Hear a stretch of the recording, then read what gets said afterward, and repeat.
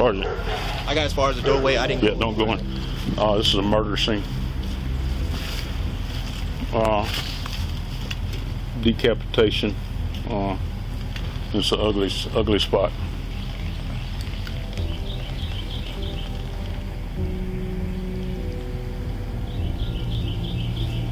Blake said her head is somewhere else in the tub. Okay. Okay. I gotta wait to see. I need to get here. Okay. Stay right here, Earl. Nobody goes in there. Deputy Randy Lewis of the Waller County Sheriff's Office had been dispatched to a nightmare of a call. A young woman lays dead and decapitated in a converted shed beside a family residence. One of the family's sons is cuffed and detained in a police car in the yard. The rest of the family separated and trying individually to figure out what happened to their daughter-in-law. Somehow, he's got to begin making sense of this situation. He'd been there just 2 nights before on an ambulance call, one that didn't seem like much of an emergency at the time. Let's step back for a moment and listen in on the 911 call made by 21-year-old Jared Dykus just 2 nights earlier. Waller County 911. Yes, this is Jared Dykus. Hello? Yes, Waller County, go ahead. I did a little bit of drugs and I need help. Okay, and what's the problem? I just don't feel well. Okay, and you said you took drugs? No, ma'am. I'm completely sorry. I don't know why I called. Okay, and are you there by yourself? Is there somebody with you? Ma'am, my family's here with me. Oh, your family's with you. Okay. Okay, so you don't. Hubert, Brody, Dykus, everybody's here. Okay, but do you need an ambulance or no? Are you good? I need an ambulance. I got you. Okay, and how old are you? I'm 21 years old. 21. Okay. Are there any gates or any animals on your property? There's dogs. Okay, can y'all put those up? Yes, ma'am. They're inside. Okay, I got you. Okay, Jared, I'm going to have the ambulance on the way, okay? Okay, thank you. You bet. Yes, sir. Bye-bye. An ambulance with an EMS crew had been dispatched to the Dykus family home as well as a police cruiser. As the units are en route to the area, Jared calls 911 again.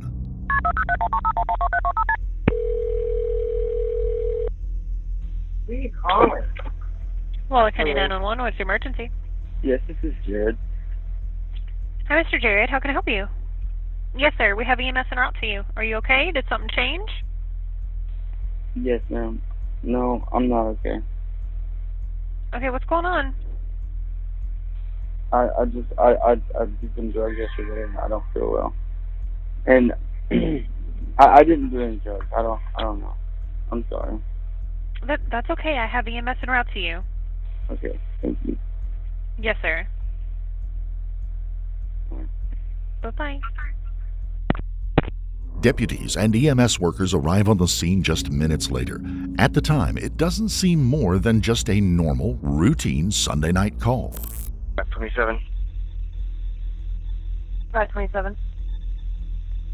So there's no patient confirmed meth use yesterday. That's clear. We'll put that in the... Give it before it's medic 4. Good. Hey, stay out on the road. We'll bring them to you. It's really muddy here.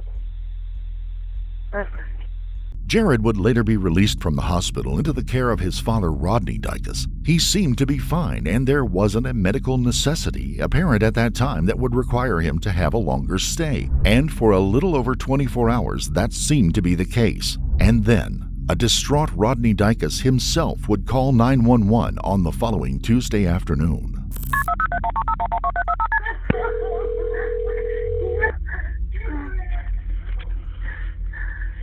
Waller County 911. Yes, ma'am. My name is Rodney Dykus. I need an ambulance, and please. Okay, what's going on? I don't know everything, but my son's wife is dead. Please. Okay. Please, I'll stay on the phone with Okay, are you on location right now? Yes, ma'am. Yes, ma'am, I am. Oh, my God. Okay, I'm here. where is he at? He's in my house. Okay, this is your He's house. in their house. They have a building on my property. Oh my God, please. Okay, and you said this is who to you now? She's my daughter-in-law. She's my daughter-in-law. God. Okay, it's a female? Yes. Okay, how old is she?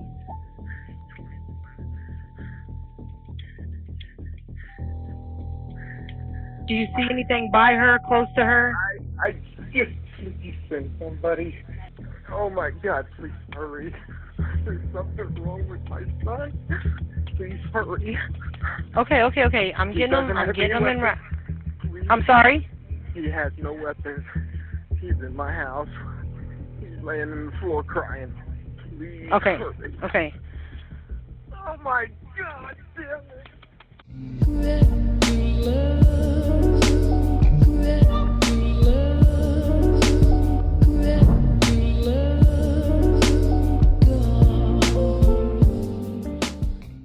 Before we begin, we would like to extend our deepest sympathies to the family and loved ones of Angie Diaz Dicas, a young woman and a new wife taken far too young. The situation was obviously volatile.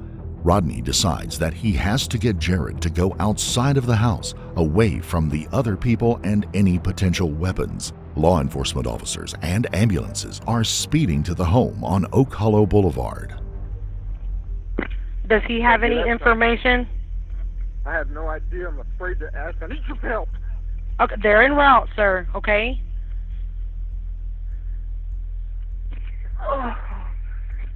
Okay, so your son, you said the female's husband, correct? He was in the hospital a couple days ago? Yes, ma'am. Sunday night. Okay. And you said he was hearing things? He said he was hearing things. Not me, him. Right. He was sick.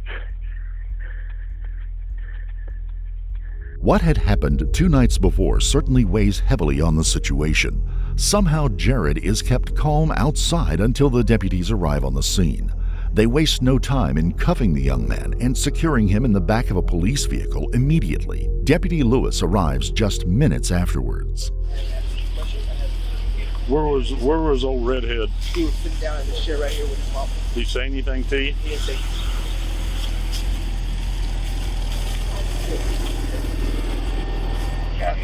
I'm a sick person, and I didn't say shit else. Okay. Look, thanks.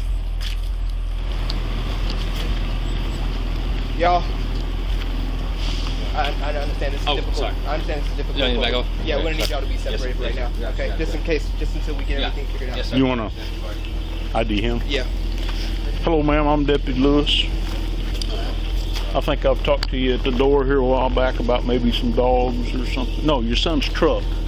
Remember I come knocking on your door one morning and said, hey, you know where that truck's at? Could I get your name, please, ma'am? Terry Lynn Schubert.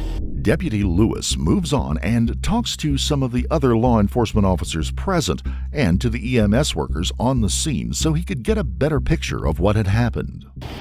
My involvement is when I walked up, he was walking the red-headed guy. Mm-hmm. He asked me, we met about where that tree is. He asked me to put him in his back seat. I walked him over there and did. He didn't say anything and I didn't say anything. Okay. So, Thank you. Deputy Lewis confers with another officer asking if he has had any dealings with this family before. Apparently, the sons have been frequent points of attention to law enforcement, but never anything serious like this.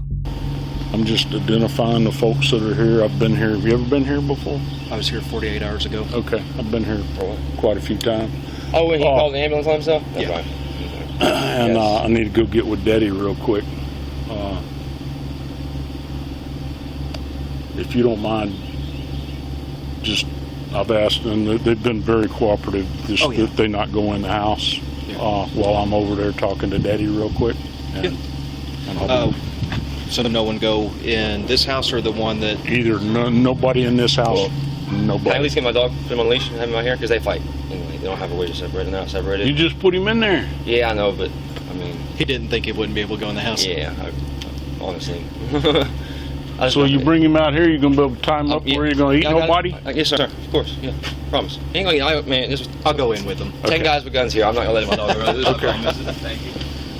And now it's time to speak with the father, who is visibly shaken and well known throughout the community.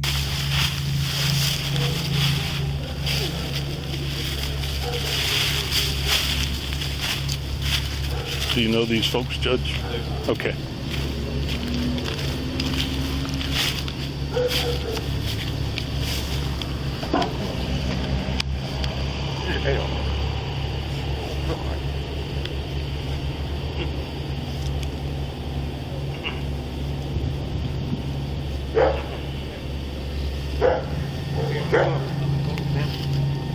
After gathering some preliminary information, the officers meet to share some information. Sergeant. I know you didn't want this attendance shift. Sir? I know you didn't want this attendance shift. Well, I hate it happened. Yeah. They said that the deceased lady and old boy that's in the back seat of Dion's car got married last September. Mm-hmm. And all they know is her name is Angie, A-N-G-G-Y. But she works at Cheppy's, or worked at Cheppy's. So if she doesn't have any, I'm thinking, we ain't gone in there. Hopefully there's some ID in there, but they could ID her if there's nothing in there. And that's pretty much it. I didn't ask Mama or brother a whole lot. All right. Thank you, sir. All right, bye. I forgot to tell you, Sergeant, when I was just getting Mama's information, and I said, "Oh, I'm listening. She said, he's been acting funny lately, and he told me it happened this morning." Really? The local crime scene unit has now arrived on the scene, and there are some momentary confusions about which building houses the actual crime scene. Rodney Dykus understandably loses his temper and composure. He's a good man, just one pushed beyond what any father should have to go through, and he regains his temper and kindness. We'd like to ask for your consent to go into the house. Into my house? Yes. No. Okay, without, we're going to get a search warrant. JR's right there. Talk to him. Okay. What do you need to go into my house for? Isn't that where the body's at? No, sir. No, sir. It's back house. This Okay. is back house. I've got 9 dogs in there. I apologize. I was told. No. I apologize. Well, you don't have to talk to me and start threatening me with a goddamn search warrant. That's not needed. It's not necessary. Sir, I was asking for your consent. And I told you no. And I was going under the impression that the body was inside the house. All right. So. Are we good?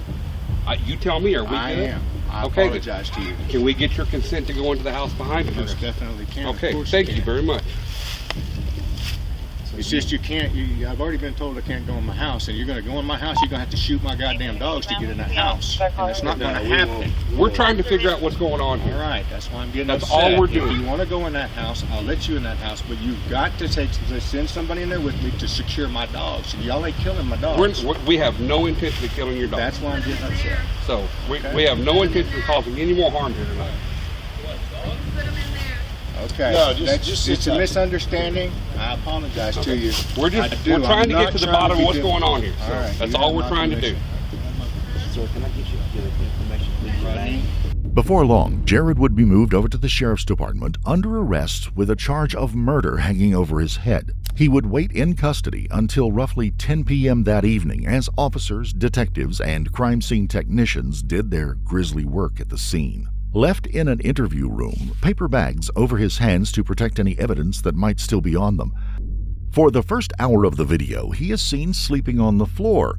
While it is very late and he is forced to sit in the room for a very long time, that is still an unusual behavior for someone in this situation. He is also seen doing squats and sit-ups, which could be a way to discharge anxiety. An officer comes in with numerous swab kits to obtain DNA and to check for gunpowder residue on his hands and feet. The officer takes photos of the suspect as well to document his physical condition. Oftentimes, there are defensive wounds on perpetrators, and they want that documented. They are checking for scratches, injuries, blood, and any other type of similar evidence. They are also documenting his pupils and requesting a urine sample to check for what substances he may have in his system, as he claims he was doing meth. The suspect is very cooperative and compliant with the officers and is often seen hanging his head, which can be a sign of remorse or defeat. He was left under guard until 2 detectives could speak with him and begin unwinding a twisted tale of drugs and violence. Advised of his rights, Jared chose to be interviewed by them, but would prove difficult to get him to talk about what had happened, much less why. Hello, he's here. Are you cold, hot? How do you feel? Cold. It's a little chilly. Thank you. Right. I'm Detective Ione. This is Detective Cole Ruby. You are Jared. Can you state your name? What's your name? Don't know. So I keep calling you Jared and you don't know? I used to know. And there was like somebody came in. Okay, so it's my understanding you were just in the hospital. Is that right? Yes, and after that I started feeling weird. What were you in the hospital for? Stomach pain. Okay, and you know what hospital did you go to? Memorial. Okay. Did you go by ambulance or did you go by car? There was time away from my stomach, I went with my mom, and Teddy found me. Because of our substance. What, because of the substance? What was it? Meth, you said? Oh. Is that something you use a lot, or you dabble, or? Okay. Sorry. Until recently? When's the last time that you used meth? No, I did it, 2 weeks. I've been up for like 2 weeks. You've been up for 2 weeks? Okay. And when you just went to the hospital, 2 days ago, you said it was for the substance. And after that's when it was there. Have you used it again since then? Okay. Meth or something different? Okay. When was the last time that you used it, you remember? You don't remember when it was? Okay. So that is your mom and dad's house where you live, correct? And what's your wife's name? You know what you're saying? Okay. Do you want to tell me what happened?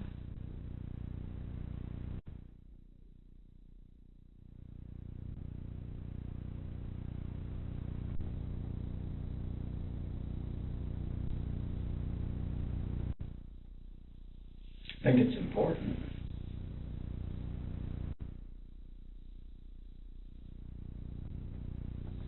Something just came in here. I was not doing it. What was it telling you? If something came in there, what was it telling you?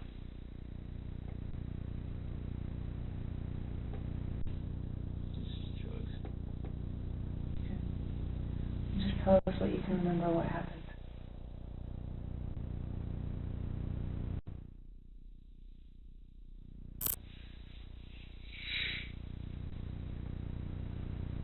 You're the only one that can fill in the blanks.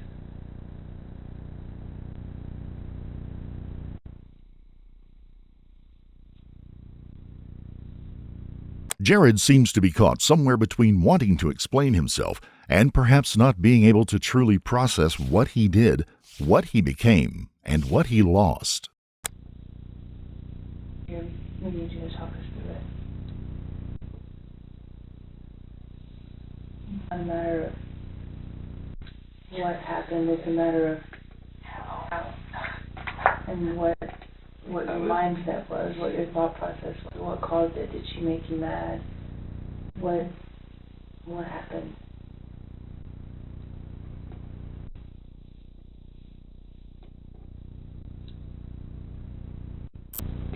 Do you not know, or are you just refusing the answer? You're just refusing. Okay.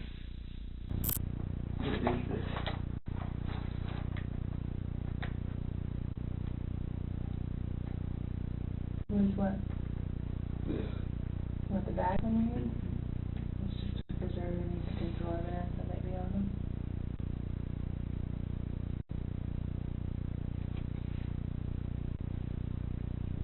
He is beginning to crack. The appeals to his humanity seem to be getting through to him, slowly but surely.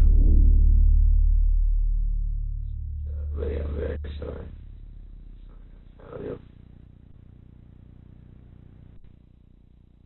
Help us understand. Tell us why you're sorry. Tell us what occurred for this tragic ending to happen. What happened?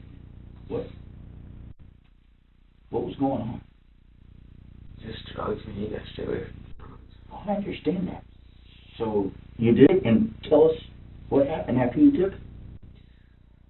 Drugs just make you go crazy. They make you lose sight, makes you not be able to see straight. All right, so what did it make you do this morning, last night?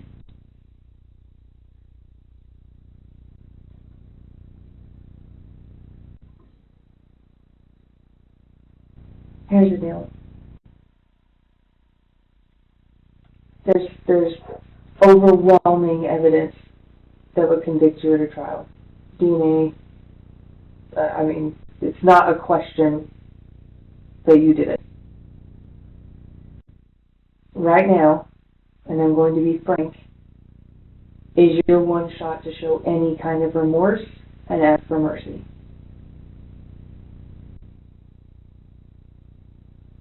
And I will tell you, the way it looks to juries, when you sit here and you stonewall and you refuse to answer, it's a lack of remorse and a lack of taking ownership. And they don't like that. So if you're considering your own well-being in this situation after having murdered your wife, and that's what other people are really sorry. She didn't deserve that. Nobody ever does. Nobody deserves. You got to tell them why you did it. saying I'm sorry but refusing to talk and take ownership of what you did, that's not good enough. I just lost my way. I lost my way with God. That's clear. We're not asking for generalities, and we're not asking about your personal relationship with God. Obviously, it's a struggle. It's a struggle for everybody. That's not a question. Nobody has a perfect relationship with Him. But we're going to ask you one last time what happened. And if you don't want to talk about it, that's fine. But your opportunity to have any kind of looking like a good guy of, this is what I did and I'm sorry and I can't believe I did it, that door is closing on you.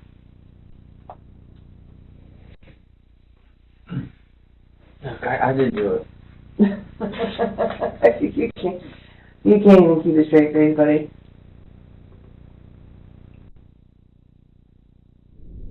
Jared seems to break from reality for a minute or two before coming back, and then he opens up.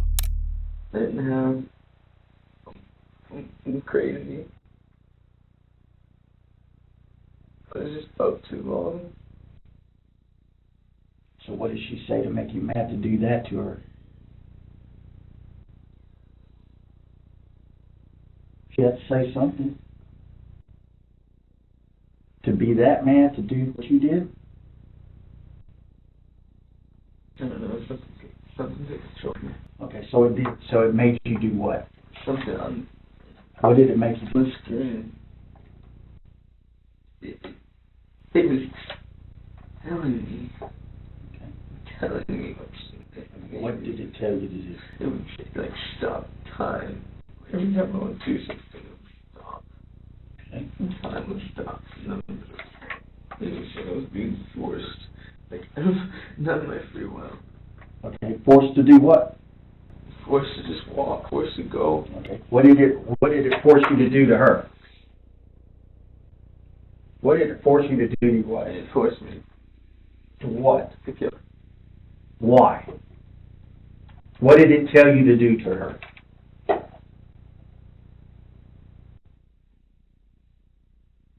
Did it tell you how to kill her?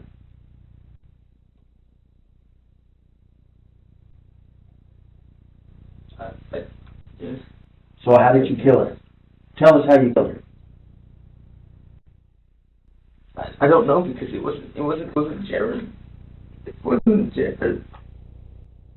Okay, so it wasn't Jared, it's somebody that was, you think, that caused you to do it. What did he cause you to do to her?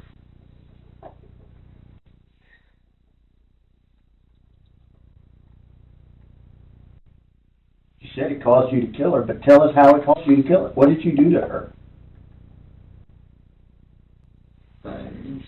Okay. Well, what did you not mean to do? What did you do to her? It wasn't Jared. What did you do to her?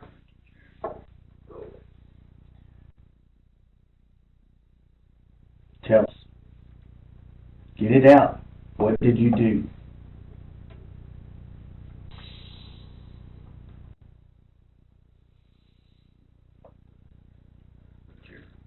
Okay, what did you do? What did I see? Tell me what I saw.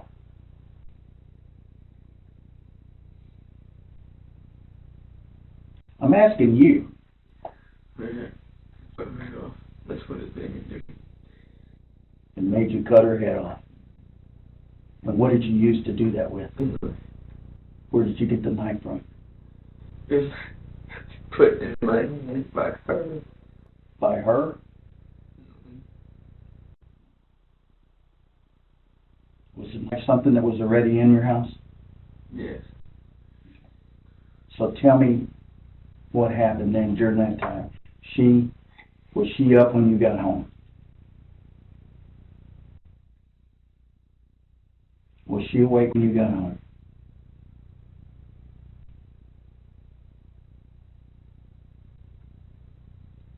Did y'all talk?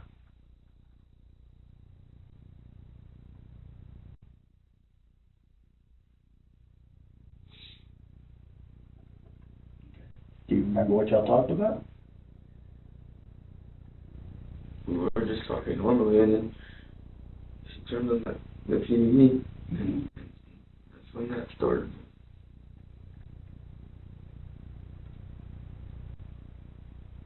It made me follow the light. How long were you home before this happened? Like, how long were you home? If I left the wrong way.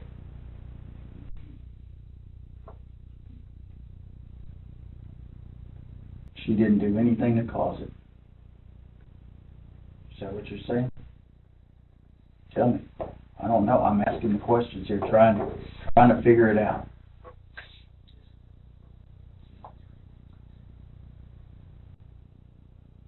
Did she say anything to you? Was she pleading? Did she tell you, don't do this? Stop. What did she say? Jared would go on to say that the television broadcast told him in a demonic voice to his wife, and that he did so. I got home at 5. She turned on the screen. When she turned on the screen, for the past week it was happening. It was like I was being controlled by and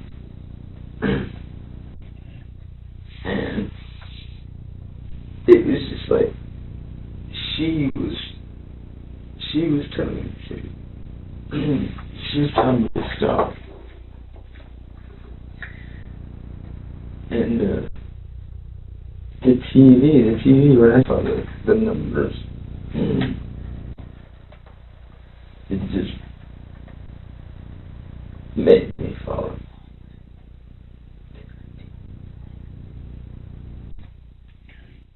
Continue.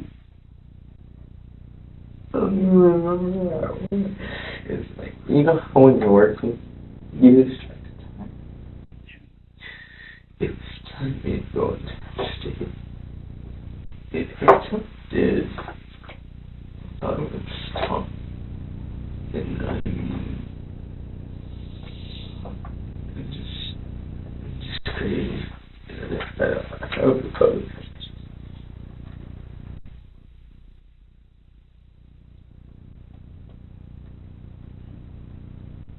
turned the TV on, you saw all this stuff on the TV, and what did you do? Go through that with us. What did it tell you?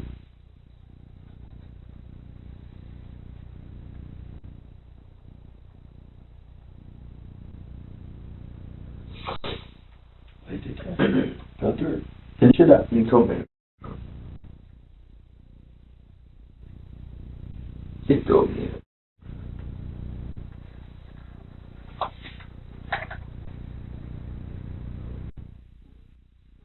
Okay, so what happened next? Did you follow through with that? Yeah. Did you cut her head off while she was still alive?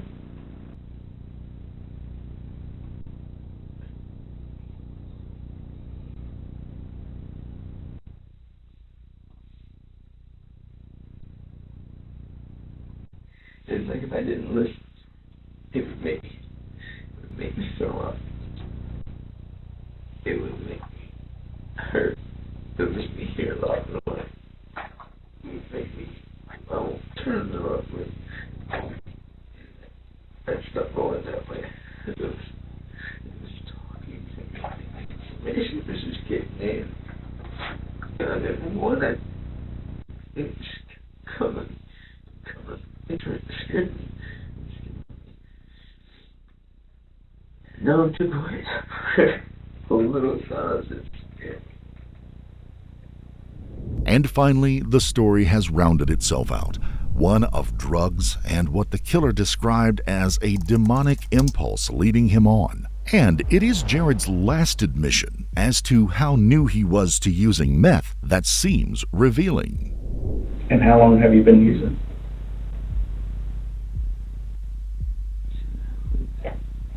Watch your story.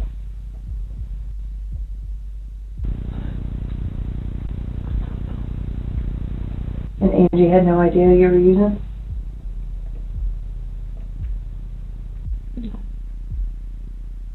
In less than 24 hours, he had irrevocably ended one life, ruined his own, and changed forever those of many, many others. After a court-ordered competency hearing, Jared Dicus was found fit to stand trial. He would plead guilty to murder and be sentenced to 40 years in the state penitentiary system in the Tennessee Colony, Texas. He will be eligible for parole in 2043.